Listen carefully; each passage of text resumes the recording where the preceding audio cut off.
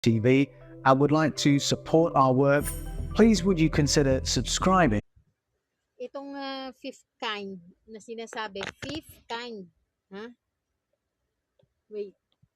Fifth kind na sinasabi nila ay ano, mga 'di ba one third ng anghel ang unang pinatira sa mundo. Unang nilikha ang anghel. Tapos pinatira sila dito sa lupa.